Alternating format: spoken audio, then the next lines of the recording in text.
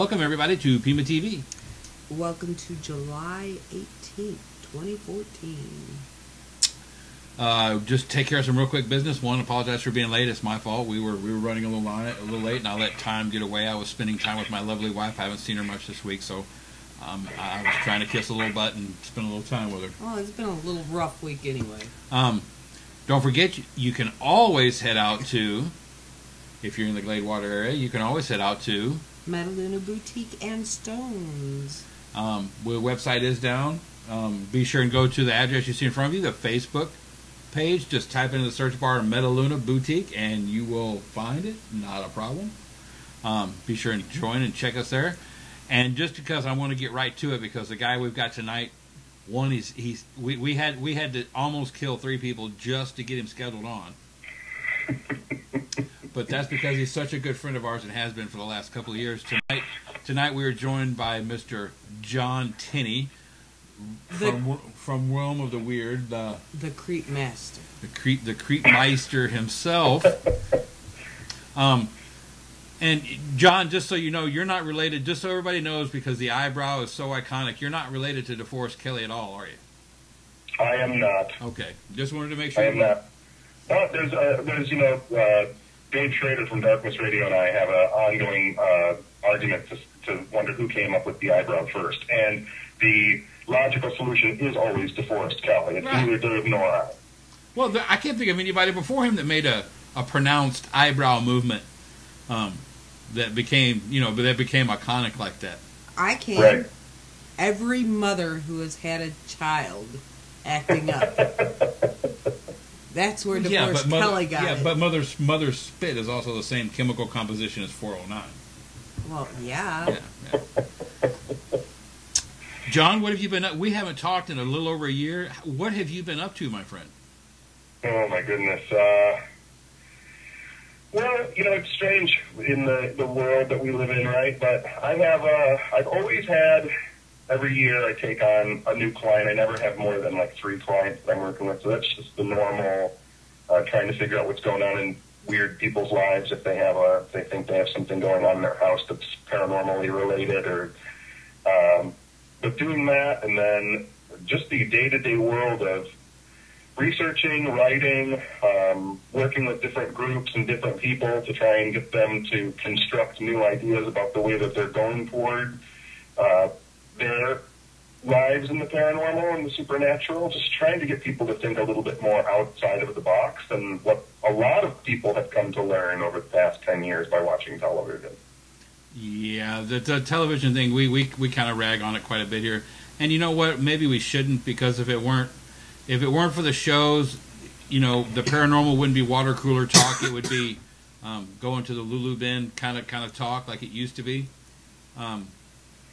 But even still, there's some serious things that they don't do, and I know they're just for entertainment. I get that, but there should still be some responsibility when it's when they know there's that many people actually doing what they're doing on television. I would think there would be some kind of, I don't want to say moral obligation, but that's the only phrase that fits. That they should show them how to do it safely, how to do it properly, as opposed to doing it entertainingly. Does that make sense? Oh, absolutely. And for the minuses that come along with the popularity of kind of the paranormal social media and pop culture that we've seen arise, there are obviously a lot of negatives, but one of the things, like you said, there are some good things that have come out of it. One, it does become water cooler talk. People are more open and able to talk about their experiences, and that's fantastic. And the other thing is there really have been, for as many bad or crazy or inexperienced by choice groups who investigate, people have become more well informed. The show, if you watch a show that came out in 2006, you could basically tell anybody, we're going to do this and that's going to be a ghost. Now some people have actually read up and studied, or know someone that reads up and studies, or have exchanged ideas with someone who's been in it for a long time. And people don't toe the line so quickly anymore. And so that's a good thing, too. Unfortunately, though, with the shows, people are getting more and more to the point to where they're constantly saying everything's a demon. Oh God. Yeah, for sure. I mean, that's that's the hyperbolic nature of media, right? Like the scare factor. When what would be really interesting is just having a show that's smart people doing smart experiments and saying smart things, and even allowing the people on the shows to kind of elucidate and rhapsodize more about what they're doing. That's you two and I and the people that we've met. It's about the conversations that we have and the ideas that we generate by having those conversations. There's not really any paranormal show on television where you get to hear people just talking about the ideas that they might have of what's going on. We almost need a Merv Griffin in the paranormal, don't we? I would like to see that. I'm going to nominate you.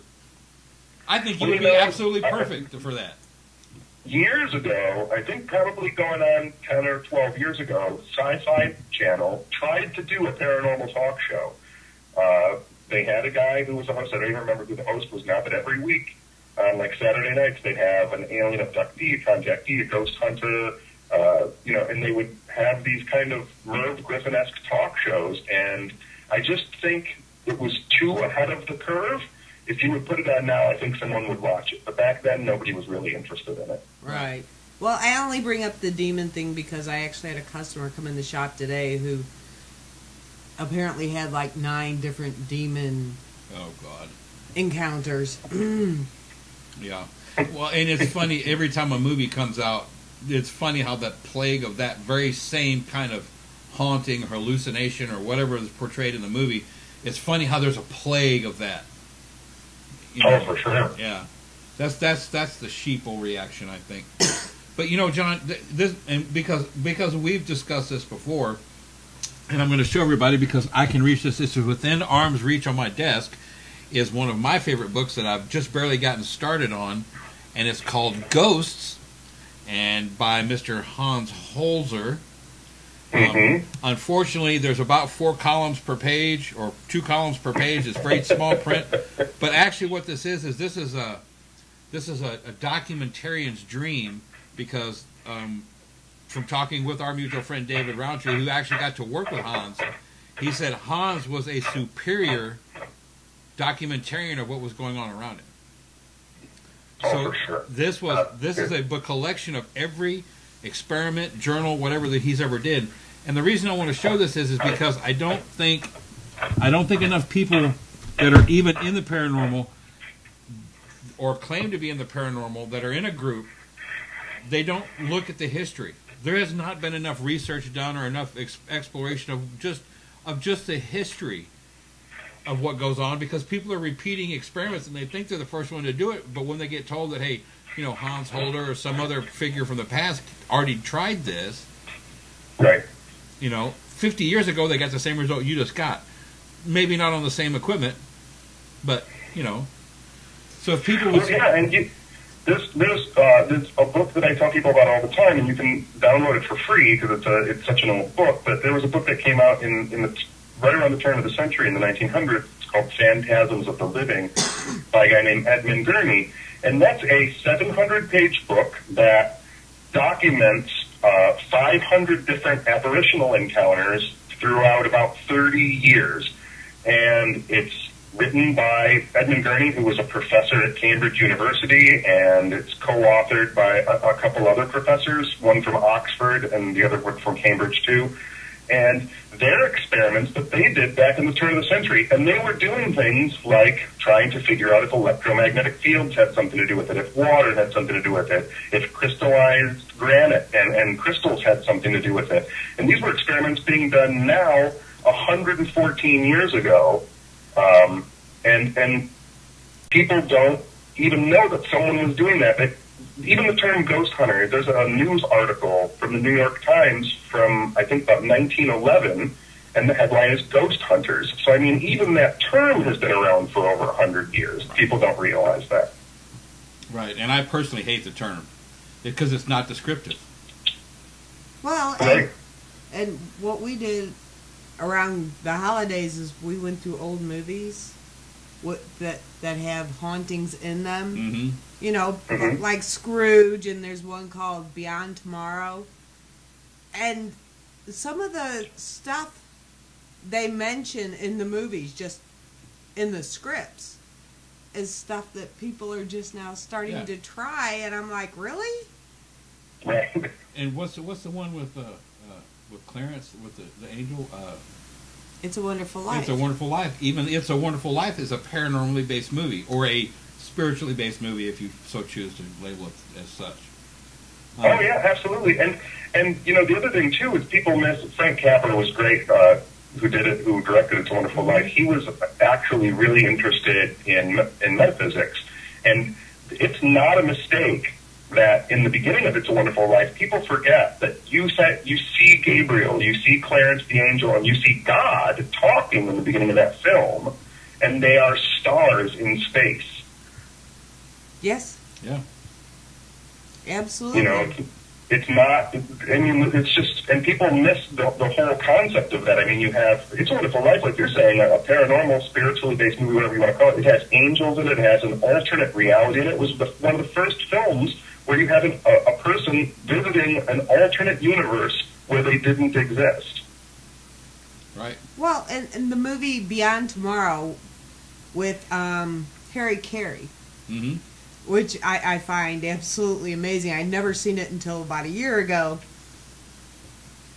They were killed in a plane crash, and they all went back to the house, the three of them. And it showed how eventually they were sent to the light. Right. But Harry Carey absolutely refused because he had something to do. He had to help the people from his life before he could move on. Right. Which is also, I mean, that's one of the main theories of why people are explaining the data that they've collected. Well, my point is, he wasn't stuck. He chose right to sit here. Well, I mean, and I've said this before, people that claim that they can force a spirit to do anything, I would love to see them, like, push a chain. Let's see you do that, because if you can do that, then maybe you can do something with spirits. But other than that, don't treat me like I'm stupid. For sure, absolutely. You know? For people who, I mean, you know, it's one of those things that people who say that they can make spirits perform for them or act out to them, it's similar to saying that you could make a person do it. I mean, I'm telling you what, I'm pretty nutty throughout my entire life, and the people who've loved me the most have tried to get me to do stuff, and I won't do it. And I'm a live person dealing with another live person. Right. So, you know, now you're dealing with a live person dealing with some ethereal being that might live in a, you know, separate reality from us, who's not experiencing us the same way, and you think that you can make them do something? Well, again, it's the whole concept of people not thinking through what they're saying and what they're talking about. The fact that people get these ideas in their heads, and then it's hard to get those ideas back out, or at least to get them to think differently about their ideas. Right. Well, that would sort of be like us trying to get John to do something while we're in Texas and he's in Detroit. In Detroit, just by mind. I mean, you can't see them, you can't feel them unless they get enough of you and smack you. But I mean, other than that, how are you going to force something you have no clue where it even is to do something? Yeah, I mean, John wouldn't just show up in Texas if we said, well, you know, the check's in the mail. He'd wait for the mail to get there. Right. You know? But, I mean, like I kind of mentioned before we went on air, John, I really wanted to talk because you, Mr. Roundtree, and a few other people that we have met are the, I don't want to say the avant-garde, but you kind of are, just for free thought. You take everything for face value, and you will question it and beat it down, wanting to know and explain it. And so many people don't do that. I'm sorry, I was just going to say, I think that the difference is you have people who are investigating the unknown, and then are willing, even after their investigations, they're open-minded enough, and they're sure enough about themselves to say, I've investigated it, it's still an unknown thing. And then you have people who feel that because they're investigating the unknown and they've put in some time, they feel the need that they should be able to explain it away, that they should be able to say, I know what that is now. It remains unknown, and the ability to say it remains unknown, even after you put in, 25 years or 30 years worth of research. That's a very intelligent thing to say. It's a very intelligent thing to say, to say, I don't know, I still don't know, I'm still learning, I'm still a student. I'm going to learn until the day I die, and I probably won't figure it out. I would love to, but I probably won't. Every year as I do this, it gets stranger and stranger, and the preconceived notions and ideas that I've had have been rear-ended and upended and turned upside down and flipped back around and inside out. And I have no idea what's going on, but I know that there seems to be something beyond our grasp. But I'm not willing, and you and David and the people that we know are not willing to concrete ourselves down to something until we actually know. But until then, we're willing to say, I still don't know. Right. Well, that's one of those differences between ghost hunters and researchers. That's true. That is very true. Researchers will say, okay, this is what I got, but what is it? Let's look into it further, and I still don't know, as opposed to, oh, look, a dust bug. It's an orb. It's a spirit. That's my grandma Shirley, and she's telling me da-da-da-da-da. Sorry. The orb thing still gets me. Yeah, I mean, and John, just so you know, I have your pictures framed in a round shape, so that's a play that I think you'll giggle at when you see it later. That when it comes to asking people to think, what's the biggest hurdle you think? Let's just call ourselves educators. What's the biggest hurdle you think we face? I mean, I know that for me, the biggest hurdle that I face with myself and that I run into with a myriad of people, and it's just the way that we are as humans. The biggest problem with learning anything or studying anything is that people have beliefs, and they believe in those beliefs for whatever reason, but to them it is the way that things are, and they cannot. It's very difficult to move someone away from a belief system. If someone is raised to believe that there is a heaven with angels who play harps, and they're raised that way for 30 or 40 years, to get them to think contrary to that or otherwise or beyond that is a very difficult thing. For people who get into paranormal research and they believe a ghost is just a wispy human that still retains all the qualities of humanity, but can walk through walls and can vanish on sight, to get those ideas out of people's heads, to have them reshape beliefs into ideas, which ideas are malleable. Ideas can flex and bend and change. That's as a teacher, as someone who tries to educate people, and as a way I want to be educated, is I want new ideas that I can test and think about and create thought experiments about. If you have a belief system, then you become concreted in the shoes of that belief system, and I think that's the biggest difficulty. I would concur with that, and it's about control issue. It's a control issue with a lot of people, isn't it? For sure. Yeah, they Absolutely. have to. People need to be able to say, this was my grandma, or this was my grandfather, or that was a ghost. To be able to say, it's one of the reasons that people love doomsday scenarios and end of the world scenarios, because it puts their death into a context that's understandable, and it gives it meaning, and it's reliable to them. We all have a doomsday. We all have an apocalypse. We don't know when it is. That's a very frightening prospect to many people. When you tell people the world will end and everyone will die on this date, millions of people get behind that idea because it takes the mystery of when they're going to die out of their hands. Well, that's like, was it December 21st? And before that it was the millennium, and... Yeah.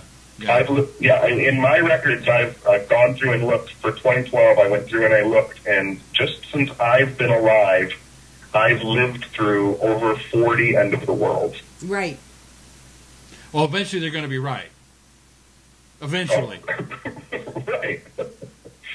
Well, 41, because we did have that one scientist when I lived in St. Louis who said that the New Madrid fault was going to open and swallow everybody. Yeah, open and swallow everybody in St. Louis, and the only collect water and animals because that's all you're going to have.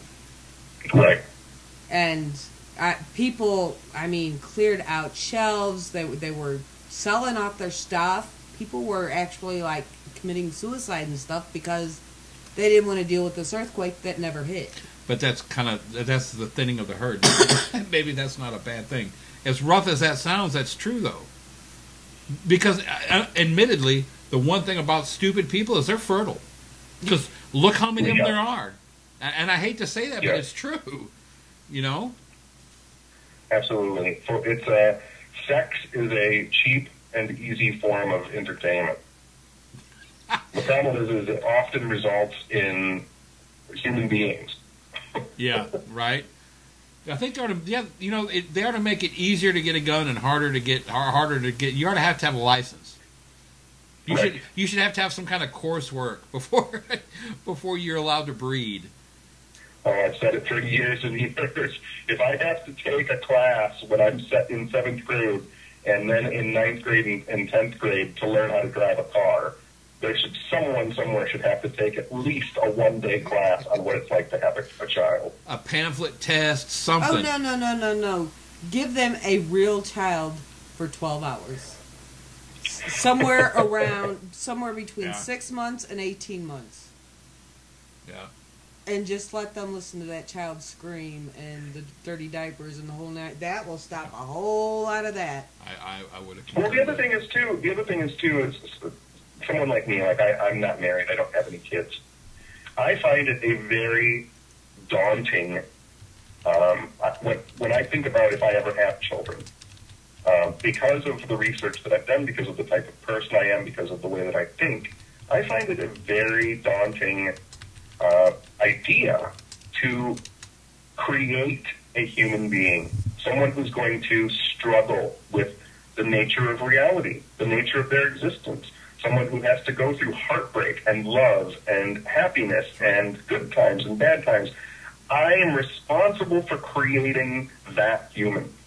I have to, if there is a soul, if there is some kind of energy that's formed that goes into a child, I have to pull that out of infinity and encapsulate it in a body that's going to be on this planet with the rest of the people and go through all the experiences of being human. That's a huge, daunting task. And people do it every single day without a thought in the world. They create more human beings without any thought of what are the ramifications of doing that.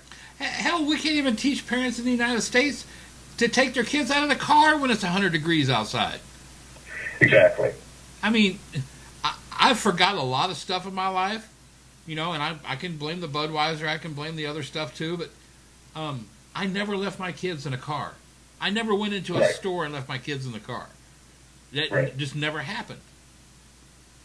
I don't get that. I don't understand it. Yeah, it's really. My joke is I'll have children. I'm the type of person who I love my potential future children so much that I will have them when I'm less self-absorbed. Well, and that's and knowing John, that fits perfectly. Yeah, and you're just practicing until then, right? That's right. There you go. There you go. There's a question in the chat room. Dearborn Girl is curious to know what John's opinion is on prophetic dreams. Dreams, it's one of those things. When we get into cognition and consciousness and the dream state, I am... What's the easiest way for me to say this? First of all, I had a friend many, many years ago who was a neurobiologist who studied the brain.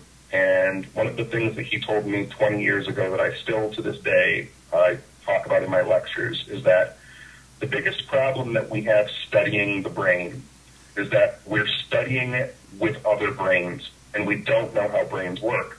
So we're in this closed loop system of figuring out how a brain works, because the only way we can study a brain is with a brain, and we don't know how brains work.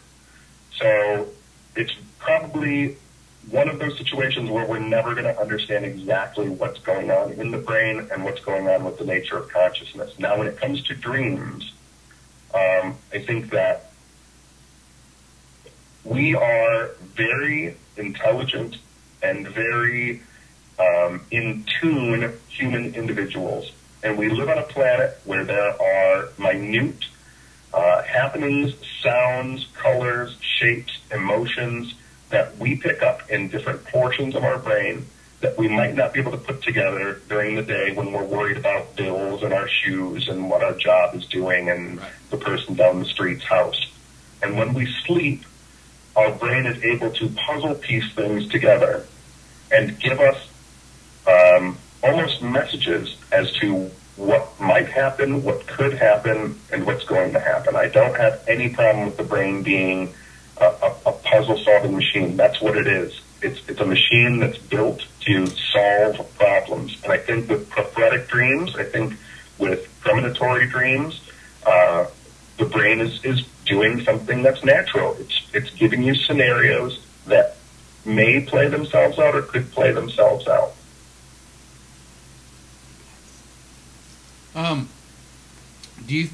Are you a big believer in the astral plane, or is that just a way to describe it?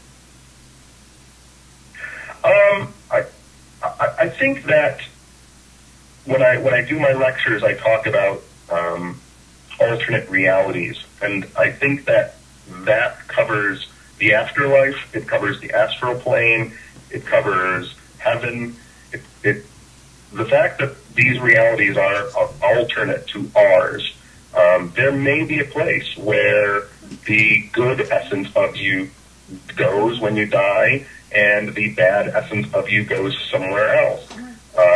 That the corporeal part of yourself stays on this planet, but that different parts of you go into different realities, whether that be the astral plane, and sometimes you may glimpse it. I don't have any problem with that either, that you might glimpse it during this reality. That's an explanation for ghosts. I mean, and even to the people who have said that they've had contact with creatures from off of this world, the fact that these realities may be shifting and intersecting with ours to give us glimpses of the other realities, I have absolutely no problem with saying. I know that we have our language. Our language for supernatural and paranormal stuff is really screwed up, because no one has ever sat down and said, this is what these words mean. And whenever you have a dialogue, whenever you have a philosophical conversation, the first thing you have to do is you have to define the words. That way everybody understands what everybody else is talking about.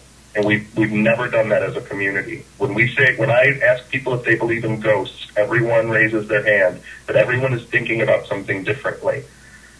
When you say astral plane, I think alternate reality. Some other person thinks, the Akashic record of the earth, or a spiritual plane that exists alongside of ours. So, I mean, one of the big problems we have is just the language that we're using to discuss these things. Yeah, and just to kind of give the viewers another one that's a catchphrase, that's another thing that the paranormal loves, other than acronyms. We love acronyms. Right. PEMA TV isn't an acronym. But the word vortex, I think, is another one that gets thrown around entirely out of context and entirely isn't even understood by half the people quoting it to begin with, or what it could be.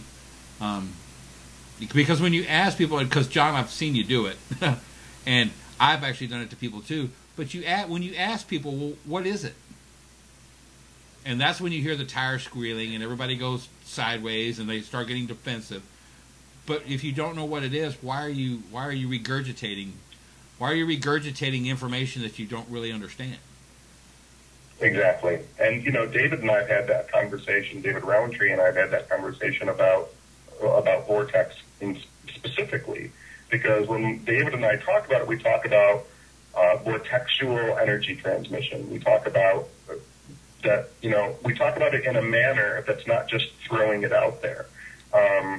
And a lot of people, like you just said, I completely agree with you. A lot of people throw out stuff that they hear, and they don't even read what the definition of a word means. They're just using it the same way they heard someone else use it, and so that's the way they're going to use it, and that's the way they end up using it for the rest of their lives. And again, it just comes down to how much do people really want to know, and how invested and interested are they in certain things.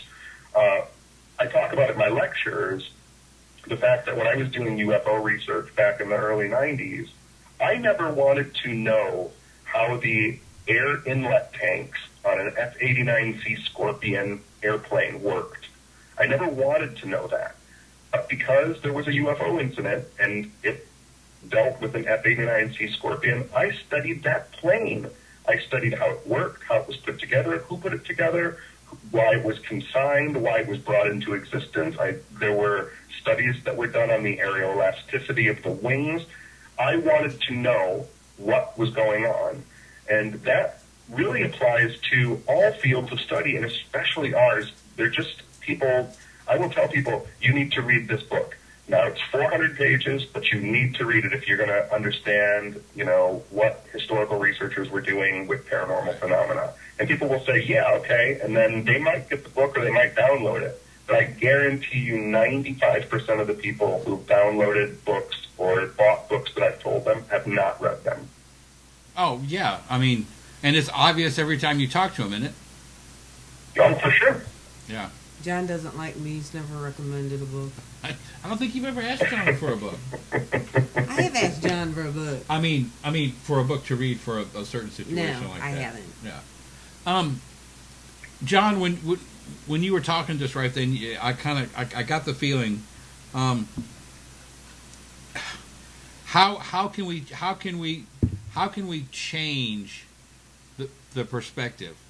How can we educate people to, let's just say, what is your suggestion for us to come up with a standard vocabulary? How could we do that? It's an insanely great and difficult question. I think the first thing that we have to do is, I love listening to people's stories. I'm only going to speak for myself. I love listening to people's stories, and as people talk to me and tell me their stories of the phenomena that they've encountered throughout their lives, as they're speaking, for whatever detriment they may feel, I interrupt them and I ask them what they meant by certain things. Because it not only helps me to understand, but it helps them to reframe, rethink, and repattern their thought about what they're explaining to me. And we both end up with a deeper understanding. I think a lot of times when we talk to each other and we discuss these things that are happening to all of us, we allow the person to go through their narrative. They've told it the same way they've always told it. They've never thought differently about it. No one's ever questioned them on it because you don't want to offend anybody. But if you ask the person, listen, I want to understand this better. What did you mean by ghost? What did you mean by you got a weird feeling? Where did you get the feeling? Was it in your arms? Was it in your legs? Once we start to better communicate with each other, I think the words will come along with it. Yeah, because you can look on any social media and in the paranormal, we just can't get along. Or that's the way somebody on the outside would perceive it. But that's also a misconception, too, because we both know a large group of people that can work together, can investigate together, can go out for a beer together afterwards. Yeah, it might be a little dangerous out in the parking lot, but you'll survive. You know, that's a misconception too, because it's such a small percentage of trolls and how can you say alpha male personalities that have to dominate everything they're around, or alpha females, But I mean, I think that percentage is so small in reality, but in the perception of somebody like that's just getting involved, they wouldn't know that. For sure. And the other thing is, too, is we've become very strange, not just our community of people who are interested in this type of stuff, but just in general, society in general. We've become, if we hear people talking loudly or passionately to each other, we assume that they're not getting along. We assume that they're fighting. And that's not true. I mean, if you're passionate, there's nothing wrong with having an elevated and excited discourse. I get super excited and passionate when I'm talking about certain things. And when I'm talking to someone else, there are many people, if you sat in on a conversation with me and certain other people, one of them being my mentor, Craig Ciccone, you would think that he and I are arguing. And we're not. We're having a vigorous discourse, and we're exchanging ideas, and we're growing ideas by having that type of discourse. So many people now feel that it's almost impolite to challenge someone. The whole point of us being here on this planet is that we challenge each other. Right. We challenge each other to be the best that we can be. And when we don't challenge each other, we're all less than we can be. That's correct. Well, and quite frankly,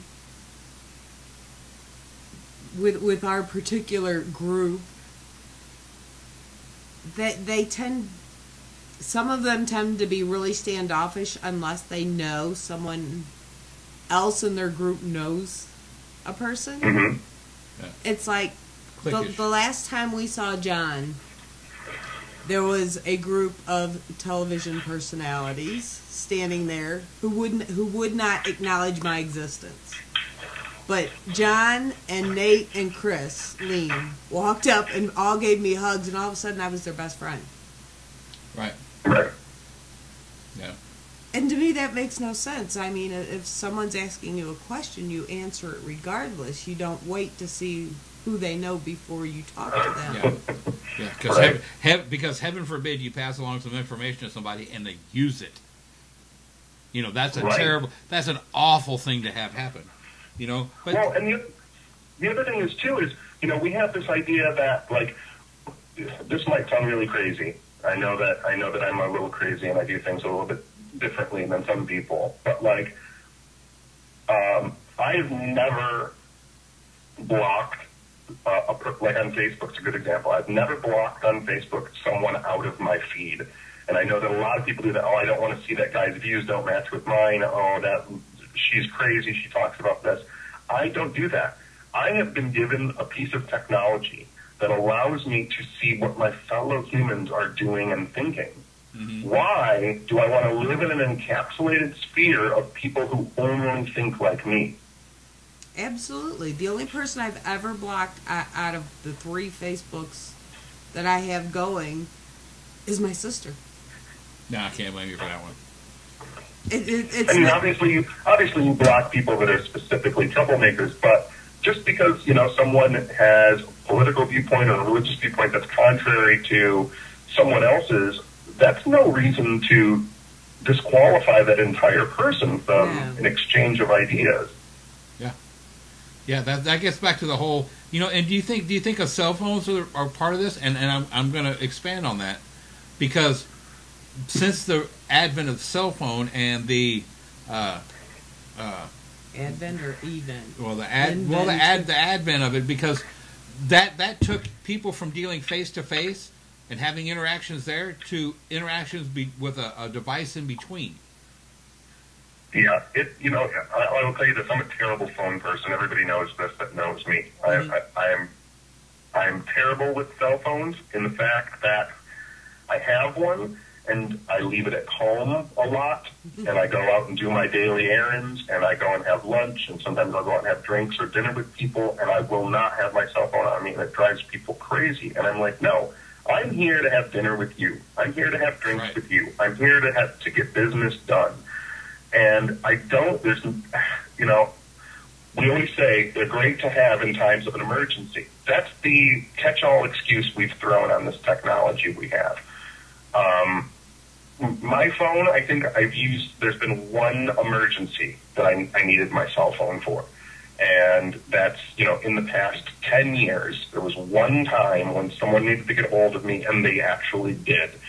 And that's a great thing. But sitting across from people that you're trying to have an entertaining or informational conversation with, it does not help to keep looking at your phone, to keep feeling your pocket to see if it rang or buzzed. That does no one any good. Right. I couldn't agree more. I'm constantly getting yelled at. I text you. I tried to call you you know what? My cell phone is on during work hours because it's my shop's phone, and I put it in my bag at night, and I don't answer it until the next morning when I get back to work. And the whole point behind this is it's taken thought. It's made everybody, like you had mentioned a minute ago, everybody gets in their own little world on their own phone. Now they think they're talking to the world, and in reality, with the internet, you can. In reality, they're losing the human connection. Right. A very personal form of communication because they choose to push little buttons. That's right. Well, and John, you mentioned something else earlier that's a perfect segue for this little topic. You had mentioned earlier that you enjoyed listening to people's stories. And up until, about 3,000 years ago, that's how our history got passed along, was through an oral tradition. And people don't understand exactly how important talking to people really, really is. I mean, we're genetically wired to be together. Not the three of us specifically. That's just weird. But I like John. Well, I know. But anyway, I'm just saying, we're genetically designed to be a social creature. And people have to understand that. And when you start taking that away from people, that's why people have, I think that may be why we have so many trust issues. That maybe people, they become shut-ins. I would be very curious if there was a survey somewhere over the last decade, the percentage of people that were, I can't remember the phobia for it, but they were shut-ins. They were unable to leave their house. Agoraphobics. I would love to see if there's how percentage of increase, due to population growth compared to population growth, obviously. But I mean, I would be very curious to see if that percentage has leaped up since the advent of the cell phone. Yeah, well, like you said, storytelling is a genetic component to us. We are storytelling machines. We need to talk to each other. And there is something that is majorly lacking, and I find it when I talk to people in this day and age. I see it when I talk to my 13-year-old nephew. The ability to even listen to me while I'm talking and hold eye contact with me. These things are gone, and they're necessary. I mean, communication happens not only through language, but it happens through the ability for you to know what my voice inflection is, to look at how I'm using my eyes, to see how my body is positioned. All of those things are necessary components in the storytelling part of our human system, and we're very quickly falling off the edge of that. The fact that there's no inflection with text messaging. There's no people don't. I've written things that are jokes on Facebook and they haven't gone over because you can't. Like I start to write it, I'm about to post it, and I'm like, holy crap, someone's going to think that I'm being super mean. And so I just don't even post it because I realize how limiting this communication is to us. I mean, we might get to a point where I do think it's absolutely helpful. I think it's great. I think it's a great thing that we have the ability to instantly communicate with each other, but we need to use it for what it is, which is it's a tool that helps us communicate on a deeper level, not the tool that helps us communicate, period. Right. I agree. And John, the chat room has absolutely lit up in the last few minutes. We have a question from there, from Dearborn Gal again. She wants to know, what is your opinion of what exactly is deja vu and why does it happen? Well, it's strange, right? Because there are various forms of deja vu. One of them is biological. We know how it works. It's an unconscious trigger that takes the information that you're receiving at a certain time and it throws it into long-term memory and then brings it into recognition, which is kind of a backwards order. And so as you're looking at something, you're actually bringing it up out of long-term memory. So it seems like you're remembering it when in reality you're not. That's about the biological component to it. And because of the chemical drop that happens in the brain as you start to freak out because you're having this process of deja vu happen, as the chemical in your brain drops, it fades out like a dream. And that's kind of how you know that you're having that biological deja vu experience, is that it might only last 2 or 3 seconds, maybe 5 at the most, as your body re-regulates to the biological change. That's how you know you've had a biological deja vu occurrence. Now, there is deja vu that lasts longer than that. for which we have no explanation for. There's sometimes people will have deja vu that lasts 30 seconds to a minute, and some scientists will tell you it's because their brain doesn't regulate chemicals correctly. But there does, again, you come back to this cognition, consciousness part of the brain where you might be picking up information that you wouldn't necessarily have, and for some reason your brain has triggered that to happen for a certain experience to knock you back into reality, to say, don't go here or do go here. I think what's funny with deja vu is, there's a biological process that's called jamais vu, which is the opposite of deja vu, and that happens more frequently to people. And jamais vu is the easiest way to explain it is when you walk into a room and you have no idea why you walked into that room, or you start driving somewhere and you're like, where the hell am I going?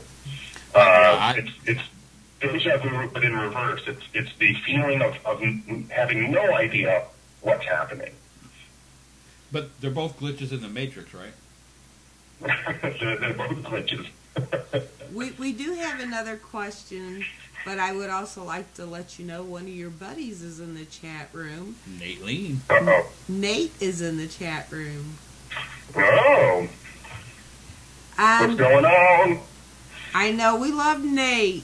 Congratulations on your marriage, seeing this is the first time I get to actually say it out loud. We have a question from Sheri, who says, we currently live in a electronic zombie age. How do you think this affects the future of individual thinking, and how would this affect the future of paranormal research? Wow. Well, it's we're right on this cusp of having this technology. We are still very, very new to it. I think that's why you're seeing this kind of zombification of people. We're entranced by this shiny new thing that has happened to us. I hope, and my deepest hope, is that much like shiny things, we eventually realize that it is just a shiny thing, and it's just there, and it's going to be there, and that's fine, and we get back to the business of being human. That being said, there's such a generation, as I was saying earlier, my 13-year-old nephew, there is such a generation who does not know that it's a shiny thing. They have grown up with it, they have seen it, it has always existed for them, and so they believe it to be a thing. That's where it becomes our jobs, the people who remember what life was like before this golden computerized technological age. It's up to us to make those people continue to tell stories, continue to read books, to continue to have conversations with other people. As long as we do that, as long as we still can strip down bare bones and get one-on-one with each other and talk to each other like human beings were meant to do, we'll be okay. The problem becomes if we can't do that. My greatest hope, and this sounds strange, but my greatest hope is we have to realize that even as I speak to you now, only about 60% of the people on the planet have the internet. There's still millions, if not a billion people on this planet that don't have access to Facebook, and they don't have internet all the time, and they don't have cell phones, and they're still telling stories. They're still talking to each other and interacting like human beings. We forget about that living in the United States. We forget that not everybody has cable television. Most people don't have running water. And those are I think you're going to see a massive amount of storytellers, philosophers, poets. You're going to see them arising from the people who aren't part of the kind of electronic zombification that you see going on right now. Okay, with that said, I have to ask you a question, John. When it comes to books, do you like to hold the book, or do you have one of those Kindle things? I have an e-book reader that I have never used. I have a storage unit that has maybe 5,000 or 6,000 books in it, and then I have probably another 4 or 5 in my house. But I love books. I love holding them, the smell of them. me, I know that I'm, not of the technological generation like my nephew, but for me, it is easier to flip back between page 32 and page 108 just by simply grabbing the chunk of pages and flipping them than it is to swipe through or touch the button. There's something about the tactile sensation of holding them and reading them and knowing that it's there all the time. I love reading it. As soon as I'm done talking to you, I'm going to read. Right. Well, and it's the whole... There's nothing better than grabbing a book that you've dog-eared forever. Well, and I was going to say, when it comes to a Kindle and stuff, I mean, you'd ruin them putting highlight on the screen, wouldn't you? Yeah. For sure. And, I travel, I travel a lot for a person, I guess. And, people always say, why don't you just bring your ebook reader and then you can load a whole bunch of books on there and stuff. And, again, when I travel or drive, or when my plane lands in a city where I'm going, I go to a bookstore. I find a used bookstore if there is one, and I go and buy a book. Now, it's not only because I like to buy books, but it's because I like to walk around the city that I'm in, and I like to meet the person who works at the bookstore, and I like to talk to people and ask them where the bookstores are at. It's much deeper than just reading the book. It has so much more to do with being out in the world and experiencing the people that you will meet to go and buy a book instead of just downloading it off of the internet by yourself in your room and reading it by yourself. Yeah. Well, I saw the coolest thing the other day. Yes, blame Facebook. This one town has set up these little plastic, they kind of look like mailboxes outside their house, to where they fill them with books, and anybody driving by, if you see a book you like, you pull that one out and put one in. Yep, I have one. I have one outside of my house. Yeah? Awesome. I built a little wooden box. It has a little hinged door, and it's attached to the tree along the side of my house. And it says, if you want to take a book, take a book. If you want to bring it back, that's fine. And then whenever I have doubles, or whenever I go to garage sales and buy doubles of books that I have, I just leave them in there. I think that is awesome. So cool, though. That is just so cool. I would agree. And what's really cool is, sitting in my house and reading and hearing the door flap, and I look outside, and someone who's walking their dog is walking away with a book in their hand. Right. And my other thing is the traveling book, where you'll take a book and leave it at the airport. Right. With just a little note in it to see how far it actually goes and how many people are interested in that book. It's kind of like an earthbound version of the message in a bottle, sort of. Yep. Yeah. John, I know. Let's go ahead and get the advertisement out of the way. You are still doing weird lectures? I'm still doing weird lectures. WeirdLectures.com. And people can you also do Realm of the Weird? I haven't updated it in a while, but all the episodes are still there. There's 14 episodes people can listen to at realmoftheweird.com. Awesome. And just so everybody knows, and I'm going to put up a picture of you and your favorite bearded companion, Mr. Johnny Hauser. And the reason I'm going to put up a picture of the two of you is you can now see stuff from Tenco Productions and Sally Skull Productions here every Friday on PEN2. And there's another question. And this one's from Nate, so be prepared, John. Uh-oh. He wants to know, do you think social media has influenced the paranormal world in a bad way or for the better? Ooh, it's a double-edged sword. I think that it has probably done, overwhelmingly, it's probably done more good than harm. I think that in the case of getting people to talk about it, the fact that we are able to openly talk about it is amazing, and a lot of people don't realize that. It's a thunderstrike that we, and a lot of people don't understand the fact that we are able to openly talk about this stuff and not be seen as wackos is startling, and that has to do with the internet and social media. Of course, the bad stuff looks like it has more of an effect, and that's always because a screaming baby is always paid more attention to than a baby that's sleeping and being good. So I think that when you see the nonsense that's generated by social media and the internet, it looks like it's more predominant, but that's just because the smart, rational, good-thinking people and the people who are becoming more open-minded about research are just trying to figure it out. They don't feel the need to scream and shout about every single thing that goes on. I think it's done way more good than bad, but we'll see how that plays out in the future. Yeah, yeah. Well, that, and we can stop John Tenney and, Yeah. John, any major plans or any major happenings that you want to let everybody know where they can come find you?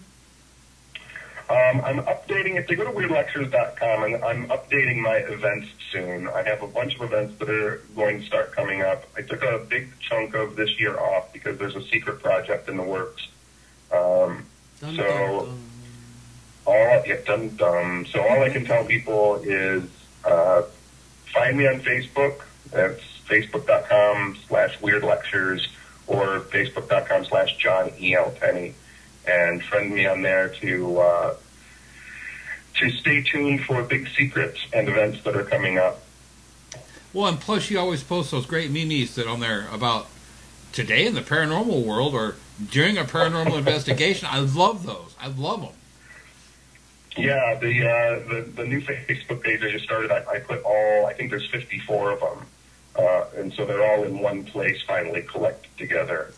And if people want to, share them or steal them, that's fine. As long as, the thing that drives me crazy is someone will post one to my wall not knowing I made it. Right. And there's no way for them to know that I made it because whoever took it cropped out the weirdlectures.com from the image. Right. So leave the word lectures on there, folks. Give credit where credit is due. I just go. What was that? I'm sorry, I kind of lost you. I just go and read John's. I don't care. Yeah, give credit where credit is due. Stop cropping stuff you steal. You know what I mean? If you're gonna use it, just leave it on there. It doesn't kill you. I will tell you, it was really funny, and I got to see all of my friends at work because I think it was sometime last year. Jason from Ghost Hunters posted one of my cartoons, and he cropped the weird lectures off of it.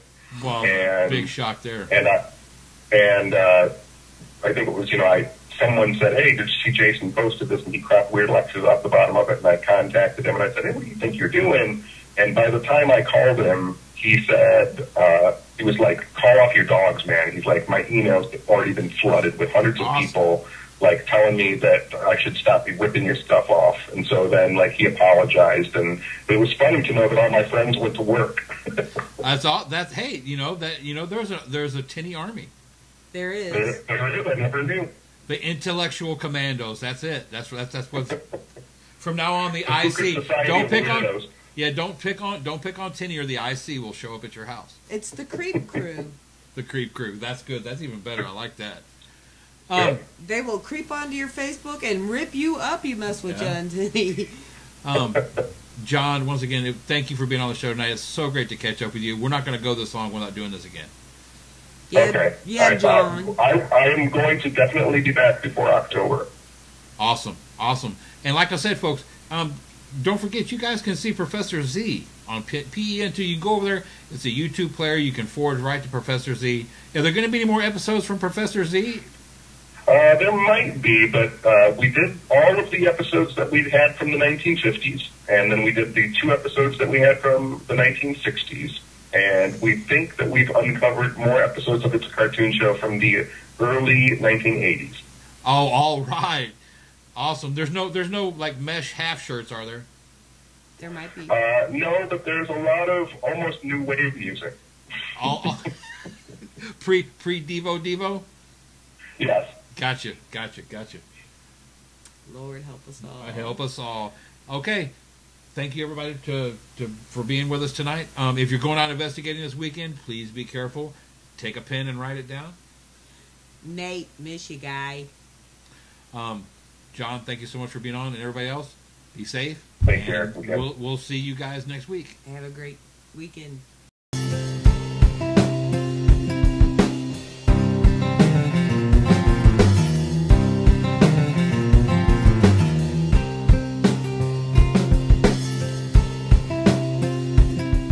live, and welcome everybody to PEMA TV. Welcome to July 18th, 2014. Just take care of some real quick business. One, apologize for being late. It's my fault. We were running a little late, and I let time get away. I was spending time with my lovely wife. I haven't seen her much this week, so I was trying to kiss a little butt and spend a little time with her. Well, it's been a little rough week anyway. Don't forget, you can always head out to, if you're in the Gladewater area, you can always head out to Metaluna Boutique and Stones. The website is down. Be sure and go to the address you see in front of you, the Facebook page. Just type into the search bar Metaluna Boutique and you will find it. Not a problem. Be sure and join and check us there.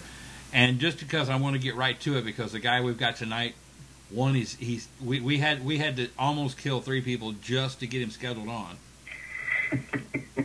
But that's because he's such a good friend of ours and has been for the last couple of years.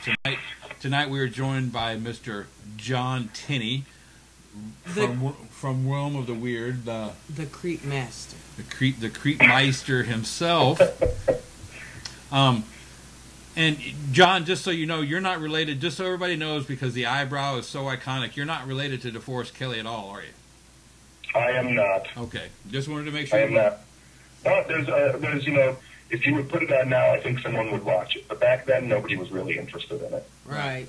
Well, I only bring up the demon thing because I actually had a customer come in the shop today who apparently had like 9 different demon encounters. Yeah. Well, and it's funny, every time a movie comes out, it's funny how that plague of that very same kind of haunting or hallucination or whatever is portrayed in the movie, it's funny how there's a plague of that. Oh, for sure. Yeah. That's the sheeple reaction, I think. But John, this, and because we've discussed this before, and I'm going to show everybody because I can reach this. This is within arm's reach on my desk. Is one of my favorite books that I've just barely gotten started on, and it's called Ghosts, and by Mr. Hans Holzer. Unfortunately, there's about 4 columns per page, or 2 columns per page. It's very small print, but actually, what this is a documentarian's dream, because from talking with our mutual friend David Roundtree, who actually got to work with Hans, he said Hans was a superior documentarian of what was going on around him. So this is a book collection of every experiment, journal, whatever that he's ever did. And the reason I want to show this is because I don't think enough people that are even in the paranormal or claim to be in the paranormal that are in a group, they don't look at the history. There has not been enough research done or enough exploration of if it weren't for the shows, the paranormal wouldn't be water cooler talk. It would be going to the Lulu bin kind of talk like it used to be. But even still, there's some serious things that they don't do, and I know they're just for entertainment. I get that, but there should still be some responsibility when it's when they know there's that many people actually doing what they're doing on television. I would think there would be some kind of, I don't want to say moral obligation, but that's the only phrase that fits.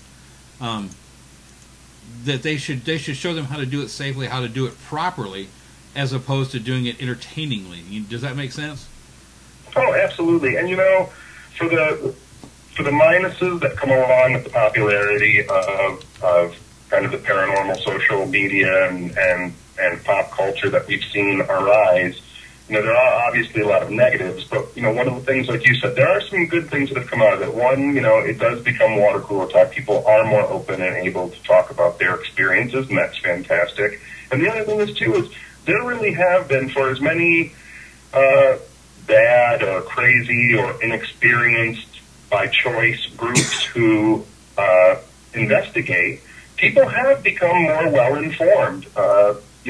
The show, if you watch a show that came out in 2006, you could basically tell anybody, we're going to do this and that's going to be a ghost. Now, some people have actually read up and studied, or know someone that reads up and studies, or have exchanged ideas with someone who's been in it for a long time, and people don't toe the line so quickly anymore. And so that's a good thing, too. Unfortunately, though, with the shows, people are getting more and more to the point to where they're constantly saying everything's a demon. Oh, God.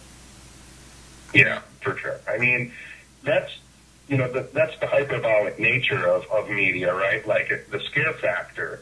When what would be really interesting is just having a show with smart people doing smart experiments and saying smart things, and even allowing the people on the shows to kind of elucidate and rhapsodize more about what they're doing.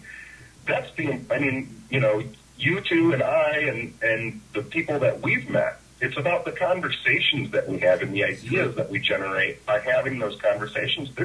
There's not really any paranormal show on television where you get to hear people just talking about the ideas that they might have of what's going on. We almost need a Merv Griffin in the paranormal, don't we? I would like to see that. I'm going to nominate you. I think you would be absolutely perfect for that. Years ago, I think probably going on 10 or 12 years ago, Sci-Fi Channel tried to do a paranormal talk show.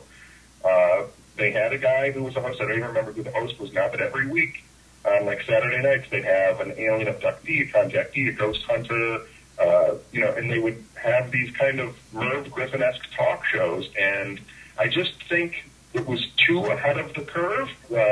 Dave Schrader from Darkness Radio and I have an ongoing argument to wonder who came up with the eyebrow first. And the logical solution is always DeForest Kelley. It's neither Dave nor I. Well, I can't think of anybody before him that made a pronounced eyebrow movement that became iconic like that. I can. Right.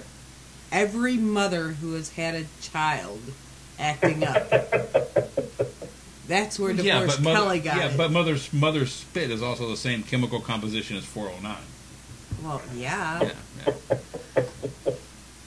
John, what have you been up? We haven't talked in a little over a year. What have you been up to, my friend? Oh, my goodness. Well, it's strange in the world that we live in, right? But I've always had, every year I take on a new client. I never have more than like 3 clients that I'm working with. So that's just the normal, trying to figure out what's going on in weird people's lives if they think they have something going on in their house that's paranormally related, or, but doing that, and then just the day-to-day world of researching, writing, working with different groups and different people to try and get them to construct new ideas about the way that they're going toward their lives in the paranormal and the supernatural, just trying to get people to think a little bit more outside of the box than what a lot of people have come to learn over the past 10 years by watching television. Yeah, the television thing, we kind of rag on it quite a bit here. And you know what? Maybe we shouldn't, because if it